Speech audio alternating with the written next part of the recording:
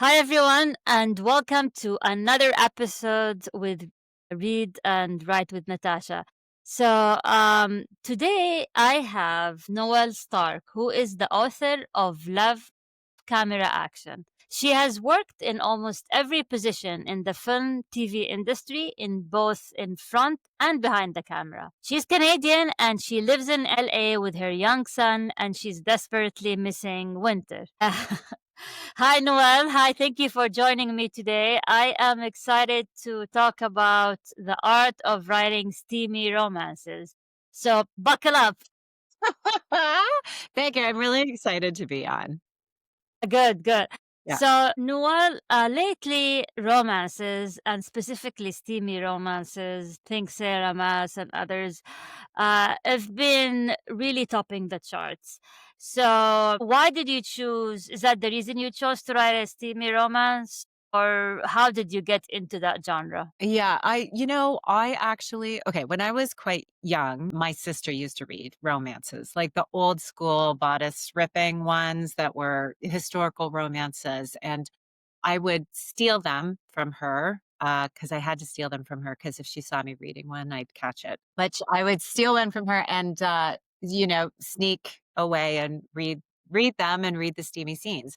So I kind of was introduced to them maybe a little too young, but was introduced to them when I was young. And then, maybe I'm going to say 10 years ago, I was going through a hard time in my life and I saw a romance book in one of those little library book box things, that people have outside of their houses. And Oh, I was yeah. like, yeah. And I was like, I want that. I want that romance. And I grabbed it and it turned into this crazy obsession where I was reading a book every other day. I was reading like 300 in a year. I was reading I was crazy. It was every romance you could possibly get. I was reading them while I was stirring a pot over the stove, while I was walking the dog. I was just constantly reading them. And so while I was doing that, and I was reading so many of them because I needed to kind of figure out what was going on in my life. And I needed a separate space kind of to work that out in my mind.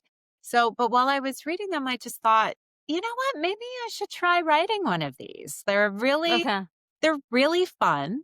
They're really sexy. People love them. Even if they pretend that they don't love them or if they pretend that they don't read them, they secretly, if they do read them, they do love them because they're fun, they're exciting, they're funny, it can go over any genre. They can be sci-fi or fantasy or contemporary or really anything. And I just wanted to have some fun writing it. Now, that was very naive because it wasn't fun at all. It was very hard and it took me a long time, but here I am now.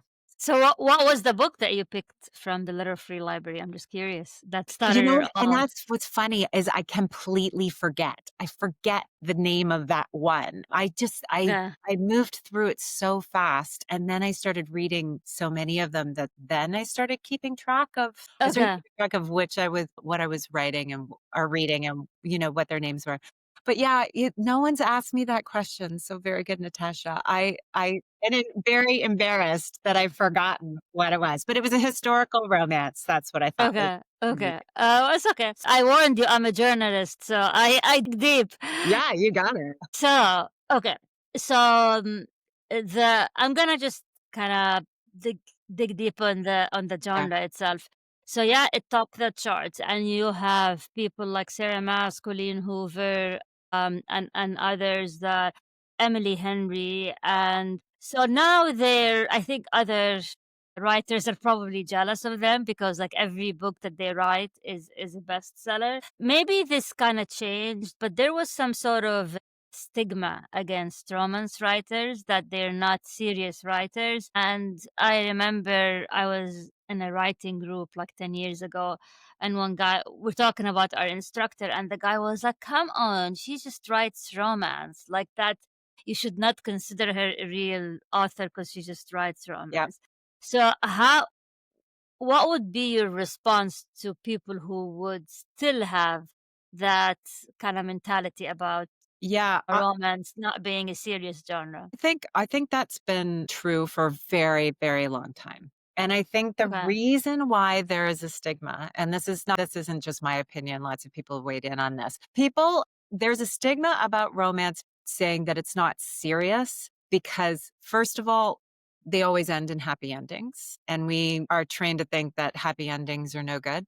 Like that's not real literature. But Mm-hmm. also because it's women's fiction. It's fiction about women. It's fiction about women who are safely navigating the world and independently trying to get what they want. Like Mm-hmm. there's a stigma because it's like, oh, do women only want romance? And from a psychological perspective, what romance is like trying to find completion, trying to find that vulnerability that's holding you back, stopping it so that you can grow. Like that's actually what romance is about. It's not hooking up with a guy. But Mm-hmm. there's a safety in that for women that they don't get in other places. They don't like when you're reading literary fiction or you're reading a murder mystery or you're reading sci-fi and you see a female character, you're almost terrified to know what's going to happen to that character because often they're killed or they're raped or they're put in some sort of terrible situation. You don't get that in a romance. You get a woman who is independent and smart and funny and not reaping any repercussions from that. They actually get what they want in the end. And so I would say it's kind of like a sexist backlash. If you say that romances aren't real literature because it's a template, ends up always the same. What are murder mysteries? Murder mysteries are all the same. They all end the same. You find the killer. What are spy novels? They're not considered not to be literature because they're generally male writing forms. So that's what I would say to someone. And what's really fascinating is that romance has completely changed from when I was young. People used to hide romance books in other books, right? Yeah. They'd hide it Yeah. in front Yeah. so people wouldn't think that they were reading it. Now, women are really just saying, I don't care. I'm reading this. This is awesome. It's steamy, it's fun, and I don't care what you think. And through all this, like I know I'm throwing a lot of information at you. I'm very interested in this subject. So you've Yeah. asked the wrong question in a way because I'm really I'm really fired up about it. Is romance has kept the lights on in publishing for decades. Romance, even 30, 40 years ago, was 30% of the market share because people buy romance. So murder mysteries, sci-fi, literary fiction was all being subsidized by romance. So now I think women are really taking it up and saying, we've got money to spend and we want to spend it on that and we don't care what you think. And I think that's a remarkable change. And why does it always have to end in a happy ending? Like, if somebody writes a romance book that does not end in a happy ending, this does not qualify as romance. Why? No, And who sets these I rules? don't know. That's a good question. Like, I don't know who said that. I can self-publish now a novel and a love story, and then maybe it's like Romeo and Juliet at the end. You don't think Romeo and Juliet was a romance? Well, you have to qualify it. It's a tragic romance, right? Yeah, well, but like, who is like the romance That gatekeepers I that think was That's a good question. I think probably the romance gatekeepers were Mills and Boone, which were a publishing house out of England in the 60s, and then Harlequin, which was came out of Mills and Boone's. And I don't quite know my dates, but they really came into their own in the 70s. And that's a Canadian company, and they're very formulaic. You know exactly what's going to happen on page 50, and you know exactly what's going to happen on page 75. And the ending has to be good, or it's not qualified as a romance because that's what people are buying. They are buying a happy ending. So if you don't have a happy ending, or if you at least don't have what they call it, like usually it's called a happily ever after. If it doesn't have a yeah. happily ever after or a happily for now, which is an HFN, happy for now, then it's Mm, not considered a romance. So you do get romances where the people are together, but maybe they didn't get married, or the yeah, people, that you feel like they're going to continue dating. Okay. So that's a happy for now. And okay. so if you have a bad ending, then it's really considered literary fiction or women's fiction. It's not a romance. But like, Now we can all bend the rules because of self-publishing, and Mhm. especially when it comes to romance and like sci-fi and erotica and other genre, it's self-publishing is huge and they sell more than traditional publishing because of the fan base. And if I self-publish, what if I can do whatever I want to? You can do whatever you want to. I would suggest though that, or I would warn you that you'll get a lot of really, really angry people. If they think it's a romance and it doesn't work out, people get furious. Furious. Interesting. So Okay. you just have to be ready for the backlash. That's up to you. You can do that if you want. Give it to me. Yes, I'm ready. But okay. So I want to talk a bit about your publishing journey. Mm. So did you have to find an agent? Did you self-publish, traditionally published? What was your publishing journey like? Yeah, it was long and arduous. I finished kind of the second draft of a manuscript and I put it into a program that was called Pitch Wars, which at that time is no longer around, but it was a program that was run by volunteers but was very well regarded within the community. And what it was is that you put in your manuscript to get a mentor who would Mm, help you edit your scripts and help you navigate the world of publishing. So I very happily got into that program. It was very competitive. And I had a mentor who did so much great work on my manuscript. And then they give you a showcase at the end of it that introduced you to tons of different agents through your work. Now, I didn't get an agent from that showcase, but because I could put on my query letters that I was part of Pitch Wars, that kind of got me through a few doors because it was clear that my manuscript had been vetted, that it wasn't just, mm, okay. I wasn't just off the turnip truck. Other people had looked at it and it had gone through, a process of editing. So they trusted it more. And so they would ask for fulls or halves or partials. Yeah. So after that, I queried probably 45 agents over a 6-month period until I got an interview and got the agent that I had at the time. And Okay.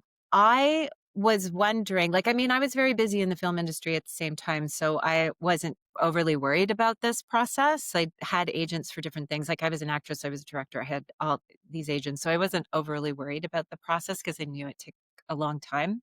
But I was curious by around the 40 mark, is my book not something that can sell in a traditional marketplace? But then I got feedback of people saying if it's 70 or 80 queries. Once you hit the 80 queries mark, then you should probably rethink your manuscript because it's not going to get picked up by an agent. This is all not have it doesn't have anything to do with self-publishing, right? This is Yeah. just traditional. So I got an agent and he began submitting. And after about a year, he decided that he didn't want to be an agent anymore. And Okay. so he said, "Don't worry, I won't leave you high and dry. I'll introduce you to other agents at the agencies." And while he was introducing me to other agents, the book sold. So he had it took a very long submission process. I think his submission process was much longer than most people's, but the book sold and then I got another agent and then it took a year and a half for the book to come out. So that was a Okay. very, very long process. Okay. And if you want to do it again, would you still follow the same route or would you try something different? Well, I think, while that was all happening, I started another book and Okay. that I finished that book and it is now on submission with publishers as we speak with my Okay. new agent. So that is on the traditional publishing route. But then I got an idea for another series that's more on the like even steamier side. It's more on the erotica side. And Okay. my agent actually told me that erotica does better self-publishing. So now It I'm does, yeah. on the route of self-publishing. And I think that's what a lot of authors try to do is have some traditional publishing Mm, and some self-publishing. Like, I mean, it depends what your road is. Some people think that traditional publishing gives you a little bit more cachet. I don't know if that's true anymore. Like, I think the self-publishing world has really, really boomed. Like, it certainly tells you that a certain part of the population finds your work valid. yeah. So that's helpful. But, on the self-publishing side, there's not as many gatekeepers.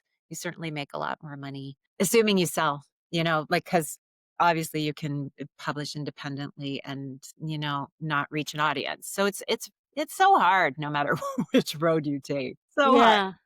And it doesn't Yeah. really mean you're a bad writer. It just Yeah. means, there's all sorts of variables. So are you still working in TV industry, or you still doing Well, that? ostensibly, the TV industry is another conversation because it's actually in a really bad spot right now. TV and filming is Why? in a really bad spot. So, because of streaming, the Mm, streaming economic model is not a valid economic model. And okay. what happened is that a lot of studios lost a lot of money in the streaming wars. And because there were no commercials involved, they didn't have a really good source of revenue. So the whole economic model was broken from a streamer perspective.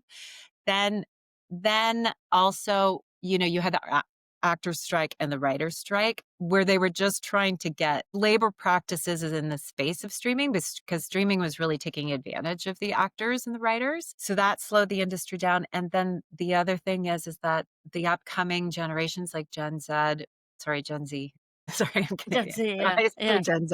Gen Z and Gen Alpha, they don't watch TV. They don't Yeah. watch films. They are on their phones.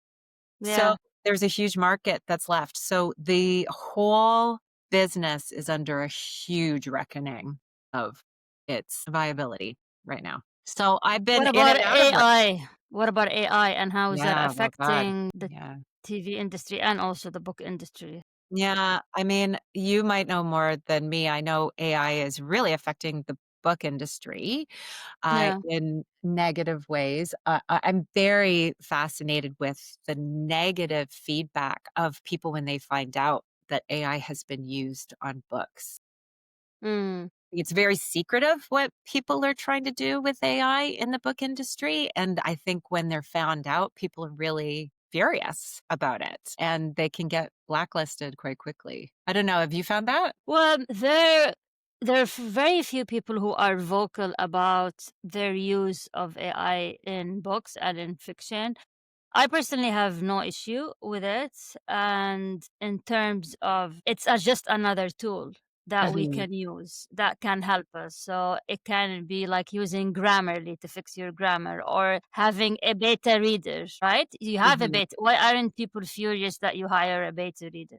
And this is what AI can do as well. mhm, That's one. mhm, Or if you can hire an editor as well before you start pitching your book, you can use AI for that and save you some money, especially if you're a self-published author. So people might be furious if the AI actually writes the scenes, but it's very easy to tell that it's not written by you, because AI is trained on cliche, and mhm, AI is still not smart enough to create new innovative terms. They actually use the terms that are already cliched, so you can tell. And a good author or a good writer knows that this is bad writing. mhm, So, regardless of that author uses AI or not, the writing is not going to be good. mhm. If you have the combination of if a good author and the tools that AI provides, you will be unstoppable, honestly. Yeah, I agree with that. I think it's really good as a research tool. I think it's really good in terms of, Grammarly, like that sort of idea. I think what people are finding, and I'm just seeing this anecdotally on TikTok and Instagram, is that, some independent authors are publishing books and they're using AI to write the scenes and they're getting caught because they're forgetting to take the prompts out. There have been That's bad editing. It's terrible editing. It's bad editing. That's not I know. AI. I know, and I still There's like the M dashes. Everyone says like if you use an M dash, but I mean that's yeah, yeah, so that's just bad, but I think it's interesting in terms of voice, like, and I think that's what you were yeah, speaking of, is that yeah. AI's voice is very cliché, and we like to hear people's specific perspectives. Correct, That is correct. what draws us to reading or film or TV anyways, is their Yeah, specific voice. So I think that will get more honed as we go forward. yeah. But like for example, I'll give you an idea, and I'm gonna play the devil's advocate. Ooh, I exciting. yeah, I'm gonna turn this into a mystery. No, but okay. Hopefully not a murder mystery. But anyways, okay. So I have a manuscript. right? And there I'm struggling with like a chapter. And I go to you and Noel, can you read this chapter and tell me what do you think should happen to this? And you're my friend, right? And you tell me, yeah, I think maybe it's better if the guy like breaks up with his girlfriend and then maybe he joins the army or whatever. It's like, oh, you know what? I like your ending. I might try it. Hmm. And I did that. Is Hmm. there any ethical? Do you think I did something wrong if my friend advised me? Okay. So instead, I went to AI and I said, hey, what do you think of this chapter? How do you think I should end it? And then the AI gave me a really good ending, which probably, yeah, he should leave his girlfriend and join the Yeah. army. What is yeah. And for us, somehow we are willing to take feedback from blood and flesh and blood, but not from AI or from a machine, although we use machines all the time to do all sorts of things for us. So, Yeah. yeah, I think I don't see the problem of taking advice from AI because if it's going to jar a creative idea out of your head, like I can give you advice on how to fix your book all day long, right? yeah, As a yeah, as a blood and flesh person. And AI yeah, can do the same thing, but you're the person that's going to have to put in the work. You're the correct. person that's going to have to make it work. Yeah, And so an idea is really nothing. Like when people say, "Oh, I have this great idea for something." I'm always like, "Okay, go do it. Like go mm, bring it to life." Like an yeah. idea isn't that important in a way. It's the execution of the idea. And so if you're taking advice from AI in terms of your story and you put that plot point in there, it's up to you to make it good. It's up to you to Mm, make it not cliche.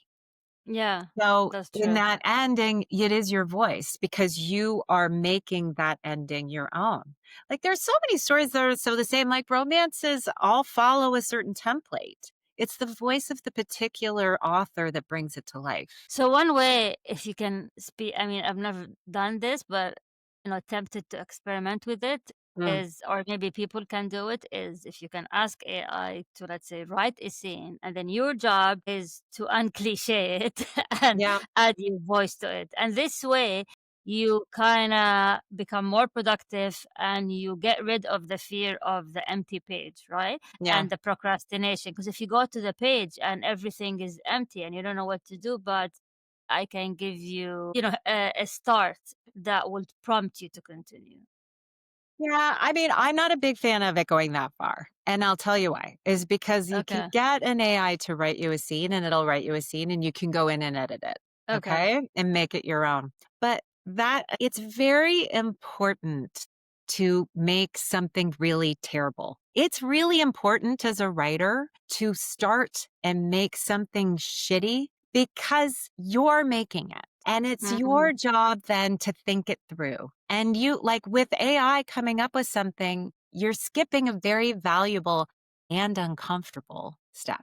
The uncomfortable thing, this is what happens in first drafts, right? Is that you sit in front of the blank page and you think, okay, I've got this character. What am I going to do? And you have to figure out where to start, what they're going to say, what they're going to do. Like if you want, you can say to AI, okay, give me 5 bullet points of what might happen in this scene. Sure. And then pick one. But as a creative person, as the creative process, it's unbelievably valuable to start from scratch because you mm, learn from the mistakes. You come back and you look at that scene and you say, okay, that's not good enough. I need to do it better. Or you send it to your friend or you send it to AI and you say, okay, what's wrong with this scene? And then you pick and choose what you think is important.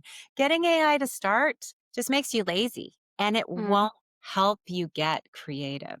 It will not help your creative process. From my mm, perspective, that's my opinion. It's important to sit in the muck and to mm. make the muck better because that's what leads to your voice. Yeah. I mean, that's a valid point, but who knows if people will follow it? We shall see.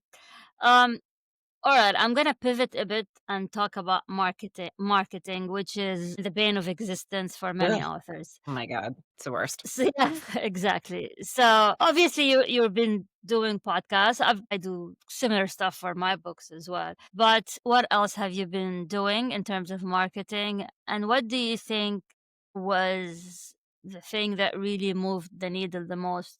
when it came to your book sales? Yeah, I think, well, because I'm with a traditional publisher, it's a bit different. I don't have so much control over the book sales because Okay. they do it as well, you know? Okay. So, um, I think it's very important for an author to learn how to market their book because even if you do go through traditional publishing, you have no idea how much they're going to do for you. Yeah. So, what I did is I actually hired a publicist because I'm Mhm. not good at marketing. That's not my Okay. strong suit. Okay. And I'm already learning how to write books. I don't want to learn how to do something else.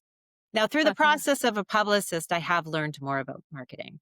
Now, she got me into newspapers. She helped me with events. She helped me get onto I've been on so many podcasts. It's just been an amazing learning, like a learning whatever. I'm losing my Experience. words. Thank you. Learning experience. A learning experience that I would never have had.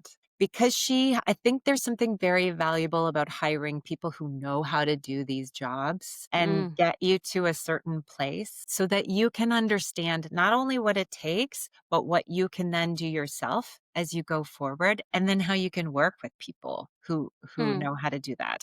I think it's the same as like hiring editors. It's important to hire someone professional to look at your book. You should not just get your friends or beta readers to look at your book. You need a professional to look at it. And so that costs money, though, right? All Yeah. these things cost money. So then what do you do when you don't have the money to spend on these things? You have to learn it yourself. You have to go into social media. You have to take all the free classes that people offer. Like there's a ton of people out there that will offer you the moon. I will Mhm. get your book sold, or I will make you this and that person on social media. And it's very hard to know who's who. Me getting the needle moved in a marketing situation, like I was looking at this book as a foundation. I think it's very hard for your first book to really explode out there and to Yeah. make a bunch of sales. I think you need a foundation. So now a lot of people know who Noelle Stark is. A lot of people know this book that I would not have been able to do myself.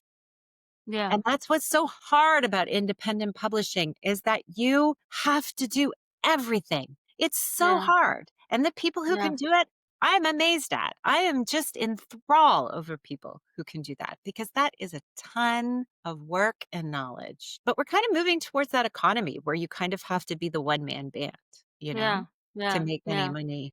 So for me, marketing, that's what really pushed the needle was getting my own publicist, not depending on Mm. publishing marketing and not depending on just the market finding my book. Yeah. And what was the reaction of the readers, the good and the bad? The good and bad about it. Well, it's been interesting that it's been fairly well received. Like a lot of Okay. people have liked it. And what's been really interesting is that people were attracted to the book because it was about the film industry. So I had all these people who were interested in the film Mm. industry who'd never read romance. And I had a lot of people not in my demographic, like a lot of guys reading romance for the first time, which was really Mhm. fascinating. Yeah. It's really Yeah. fascinating to see them, you know, discover this new art form. And so, there's been critics, there's been people who didn't like it, and I've listened to kind of what they had to say, and that's been very interesting as well. I've been very slow at reading critical responses because I'm a delicate new author Yeah. and I didn't want to break my little heart yet. So there was It's a part time of the process. part of the process, but I was like, let's just break it a little bit at a time. Because honestly, Yeah. I went on NetGalley when it was on NetGalley and I Oh, yeah. didn't read any of the good reviews. I went straight to the worst review and Yeah. it screwed me up for a week. I was so Yeah. sad for a week. And I was like, okay, I can't. I have things to do. Yeah. I can't do Yeah. that. So I've looked at the negative reviews slowly but surely because I think that it's very important to look at negative reviews, even to look at people who just like don't know what they're talking about. Like those people Yeah. where you're like, wow, did you read the book? Because I'm pretty sure none of that happened. Yeah. 1-star review is the rite of passage for any for I any love that. I debut love that so author, much. Yeah.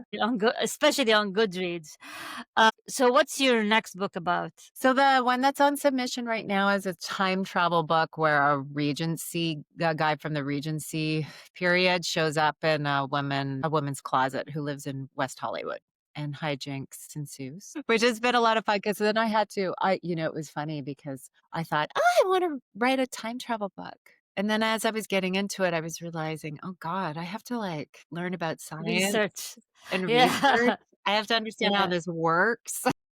And it was horrible, but I did it, and so that's on submission right now, that's a lot of fun, and then I'm working on a kinda why choose erotica that's got a paranormal hit to it. Oh, nice. Mm, Okay. And you're gonna self-publish that or I think so, because I think it's a better place to do the because it's more on the erotic side, I think it's a better place to mm, self-publish. Plus, I kinda wanna find out like, I want to try the self-publishing route to see what it's like. I'm a little bit scared, I'm not gonna lie. I'm mm, a little bit scared because of the amount of work that's involved yeah. in marketing. Like, But how you do you can feel about always it? I have a team. So Mhm. I have Mhm. an editor and I have a book designer and I have a typesetter. Okay. And so I do the writing and the marketing myself. And yeah, I like it because I have like all the control. And for example, now I'm selling my novel is my new one here, Karma and Breach. I'm selling it Um, on the TikTok shop. okay. And the TikTok shop, like if you're traditionally published, I don't think they would allow you to do it yourself. I'm not sure. I publish under my LLC, my company. So my company has an imprint, Mhm. and so I created a shop on the TikTok shop, and then it's funny. I put one video and I read from it, and like after 2 minutes, somebody, I love this. I bought it. I was like, what? Like immediately from the TikTok shop. Wow, that's amazing. Yeah.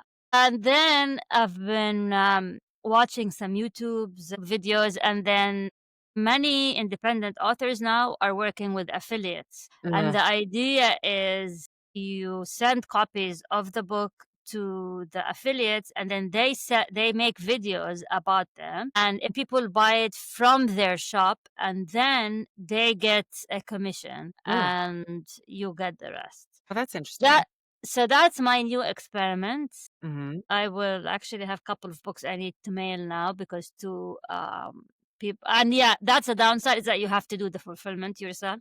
So like I have to do the packaging and go to the post office and all of that. But it's an experiment. I mean, I have nothing to lose, except for the postage Yeah. and my time and buying the books. I'm just joking, but A lot. It's a lot.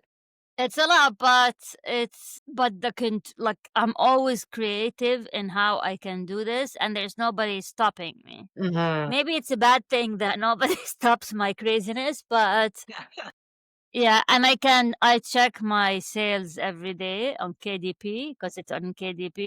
And when I had the publisher for my first book, I didn't know anything, and it drove me crazy, honestly. And so for me, it's really the control over the whole process. And when you have a team, you're confident that somebody else vetted it. Mhm.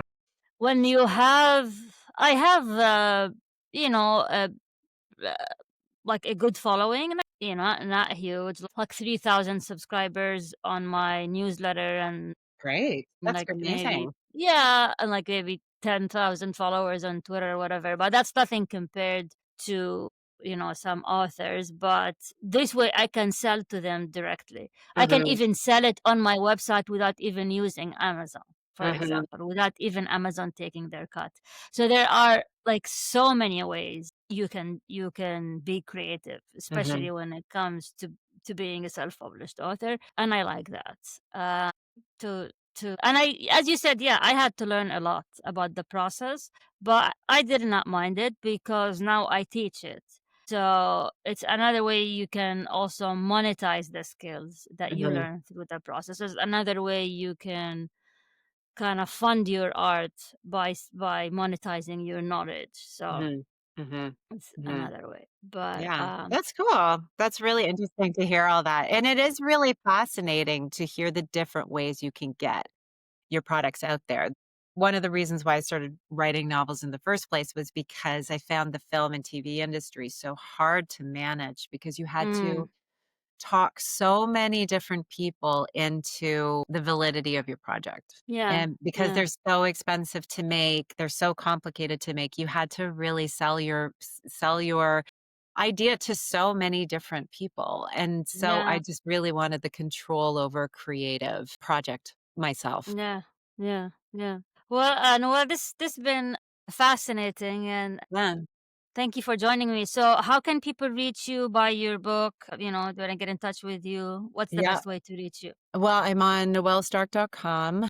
On IG and TikTok, I'm Noelle Stark author, and Mm. you can buy the book anywhere you buy books, Barnes& and Noble, Amazon, your indie bookstore. It's got an ebook, it's got an audiobook. You can buy it in Canada at Chapters, so anywhere you buy or consume books, it's there, and it's Let's Get Rid. Audible, do you have it on Audible as well? Is it on Audible? Yeah, they can listen to. Oh, great! Because people like I noticed as well. People these days, we have a book. I have a book club, and the majority of the members of the book club they listen now. They most of them are busy moms, so they listen, which is Mhm. that's another way of Yeah, consuming these days.